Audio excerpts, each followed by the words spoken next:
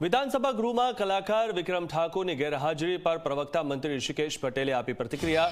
કહ્યું કે લોકશાહીની સમજણના ઉમદા આશયથી આમંત્રણ આપ્યું હતું। વિક્રમભાઈને વિનંતી છે હાજરી આપે। આવતીકાલે અંતિમ દિવસ છે, હાજરી આપશે તો આનંદ થશે। મોબાઈલ થકી તમામ કલાકારોને આમંત્રણ આપ્યું હતું।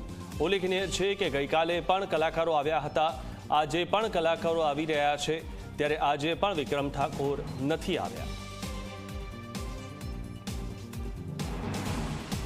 આદરણીય શંકરભાઈ સાહેબે ક્રમશઃ જેટલા કલાકારો હોય એમને આ લોકશાહી સમા મંદિરની મુલાકાત કરવા માટેનું સરસ મજાનું સૂચન હતું। એ સંદર્ભે કલાકારોને પણ વારાફરતી બોલાવી અને આ ગૃહની આખી કામગીરી અને લોકશાહીની આખી પદ્ધતિની સમજ આપવાનો ખૂબ ઉમદા આશય હેતુ સાથે એમને કલાકારોને બોલાવ્યા હતા।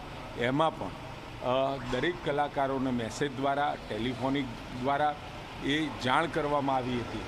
એમાં કોઈ પણ કલાકાર હોય તો એને વ્યક્તિગત રીતે વિષય નહીં, પરંતુ બધા જ કલાકારોને ગઈકાલે ફિલ્મના કલાકારો આવી અને લોકશાહીની આખી પ્રક્રિયાઓ સમજીને ગયા અને ખૂબ આનંદિત થયા।